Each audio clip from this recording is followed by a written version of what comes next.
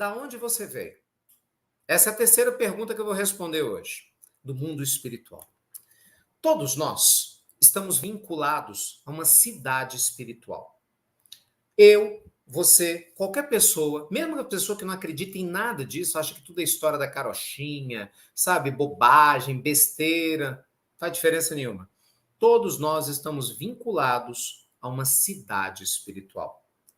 Essa cidade espiritual, gente, ela nos coordena. Ela acompanha a nossa encarnação.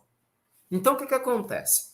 Na nossa ascensão espiritual, na nossa ascensão evolutiva, nas cidades espirituais, nós temos fichas kármicas. Acredite ou não, é assim que funciona.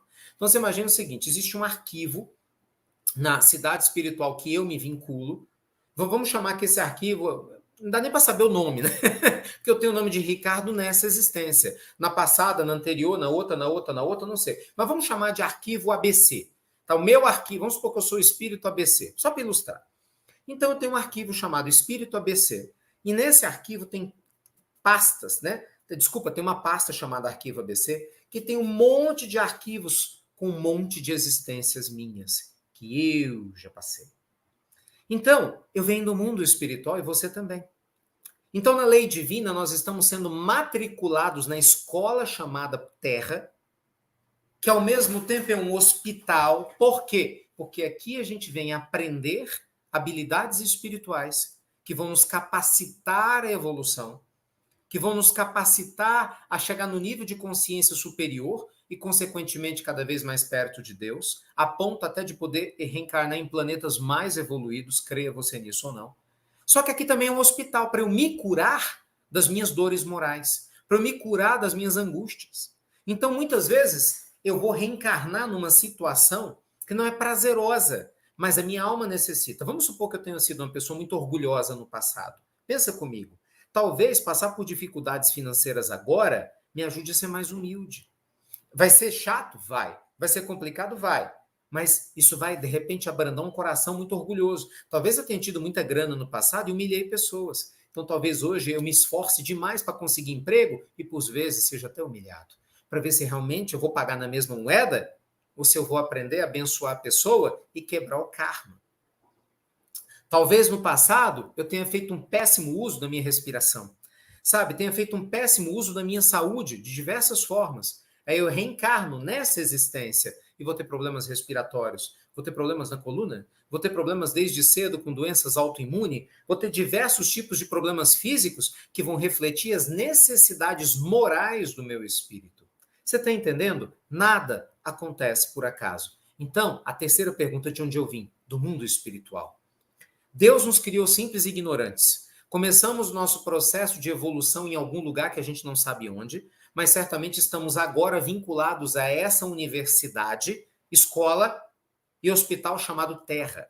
Enquanto estivermos ligados vibracionalmente à Terra, a jurisdição da Terra, é esse planeta o responsável por nos oferecer o espaço físico e espiritual para a nossa evolução. Então, presta atenção, enquanto eu e você tivermos na Terra, seja encarnados ou desencarnados, nós vamos experimentar diversas situações diferentes. Nós evoluímos tanto aqui na Terra, quanto na erraticidade. Então, quando a gente está no mundo espiritual, a gente evolui, evolui. Chico Xavier, gente, conversava com vários espíritos que vinham até ele e falavam que faziam cursos. Quantos médiuns, muitas vezes desdobrados, se veem estudando no mundo espiritual? Olha que interessante. Encarnados, mas você vai para o mundo espiritual. Gente, raciocina, criatura. Tu acha mesmo que a vida é única? Com todo o respeito. Você acha mesmo? De verdade? Você acredita mesmo nisso?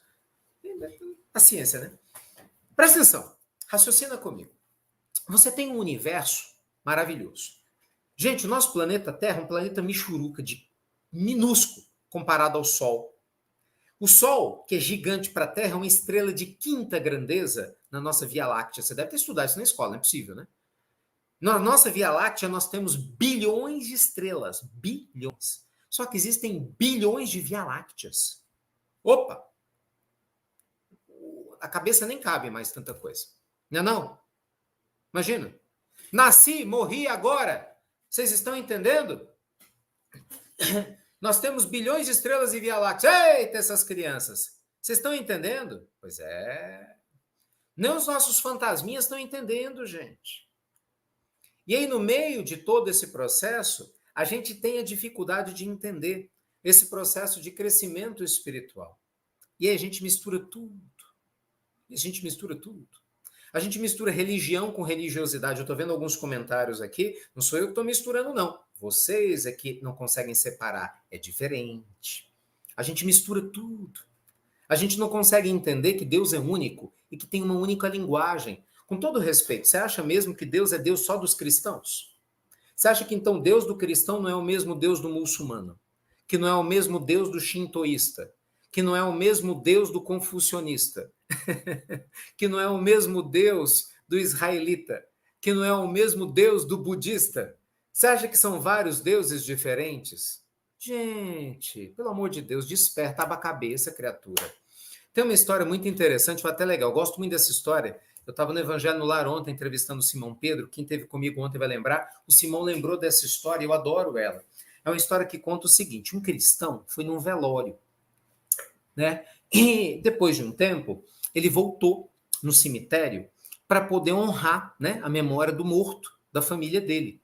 E aí ele foi, levou, né, um buquê de flores no cemitério. E de repente ele tomou um susto, porque quando ele chegou lá, ele viu no túmulo ao lado um chinês. E os chineses, eles têm uma tradição, né? Não sei se vocês sabem, mas o arroz é o principal alimento do chinês e o arroz é sinônimo de abundância, de prosperidade. Então é muito comum os chineses oferecerem pratos de arroz para os seus mortos. Então o chinês ele chegou com um pratinho de arroz e colocou perto da catacumba dele, né? Ali do túmulo. Aí chegou o cristão todo metido a besta, com as flores dele. Sim, amigo, desculpa. Todo arrogante, né? Desculpa. Você acha mesmo que o seu morto vai levantar daí para comer o seu arroz? Aí o chinês olhou para ele e falou: Pois é, e você acha mesmo que o seu vai sair daí para cheirar suas flores? Eita, meus amigos, durma com barulho desse. Gente, todo mundo é igual. Deus fala através de linguagens. Enquanto a gente não abrir a cabeça para isso, sua vida vai continuar limitadinha. Deus utiliza linguagens, criatura. Né? Para o espírito, ele fala através dos espíritos, para o evangélico, ele fala através lá do Espírito Santo, através do católico, da mesma forma, numa linguagem distinta, para o budismo, através da linguagem do Buda, entendeu? Para o ateu, ele fala através da ciência. Você acha que Deus está preocupado com a crença que você tem? Quem está preocupado é você, sou eu, somos nós. Deus está preocupado com isso, não.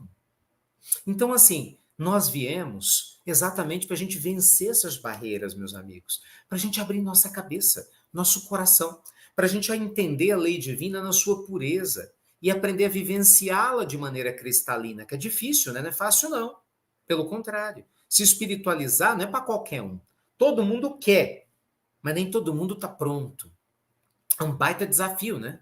Para todos nós. Então, de onde você veio? Você veio do mundo espiritual. E no mundo espiritual, como é que foi organizada essa tua existência? No seu planejamento reencarnatório. Gente, no mundo espiritual é feita a estrutura da reencarnação de todos nós. Creia você nisso ou não. Lembre-se, deixa eu só te explicar uma coisa. Durante muitos séculos, não se acreditava que a gravidade existia. Bem, não fez diferença nenhuma. A lei da gravidade continua existindo, mesmo quando ninguém acreditava nela. Né? Durante muito tempo, até Coulomb identificar a eletricidade, muitas pessoas não acreditavam na energia elétrica. Não tem diferença nenhuma. A energia elétrica sempre continua existindo, mesmo quando a gente não acreditava nela. É a mesma coisa a reencarnação. Acreditando nela ou não, acreditando nesse processo ou não, ela continua existindo do mesmo jeito. Então, no meio de todo esse processo, meus amigos, que é muito importante, o que acontece? Foi feito um planejamento reencarnatório para você voltar para a Terra e eu também. E esse planejamento ele é montado de maneira meticulosa. Existem espíritos responsáveis por isso. E nesse planejamento foi colocado o teu nome, foi analisado a tua ficha. Lembra que eu te falei que você tem um arquivo cheio de ficha? As vidas passadas, para se escolher o teu corpo. Quem seria teu pai, tua mãe? Quais seriam as principais provas que você iria passar? Quais seriam os principais pontos do teu destino que você iria viver? Eu vou explicar isso melhor amanhã, tá? Destino e livre-arbítrio é a aula de amanhã. Mas foi desenhado a base da tua vida. Então, assim, você tem uma matriz espiritual com qual foco? Você vem para a Terra, você vai encontrar espíritos afins que você ama e que gostam de você. Você vai encontrar espíritos que não são afins, que você deve alguma coisa porque você errou, pisou na bola, ou alguém pisou na bola com você e precisa ter o contato com você para ele evoluir, devolver a você o que essa pessoa te tirou. E no meio desse processo todo, a aprendizagem para todo mundo. Essa aprendizagem pode vir no formato de provas ou expiações. Numa prova, você passa por uma experiência momentânea que pode ser de curta, média ou longa duração, mas ela pode ter início, meio e fim na Terra. Na expiação, não. Você vai passar por isso a vida toda. Então, imagina uma vida expiatória. A pessoa nasce e a mãe desencarna no parto.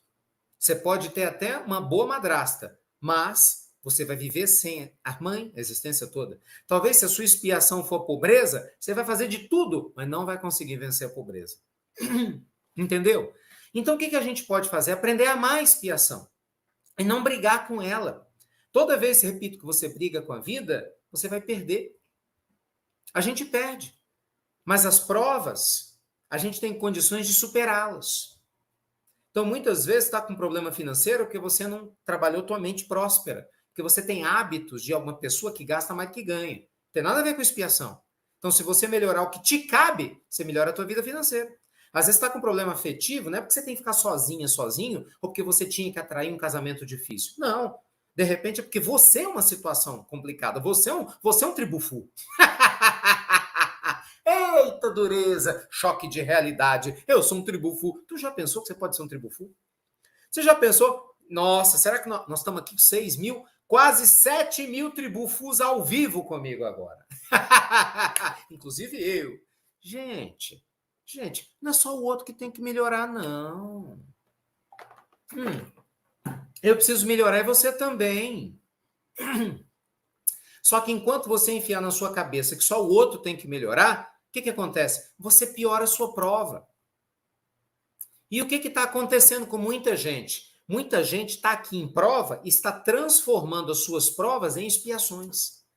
Gente, você presta atenção nisso. Muitos de nós veio aqui para passar provas, tá? Mas está transformando uma prova que tem fim em expiações que não tem fim nessa existência.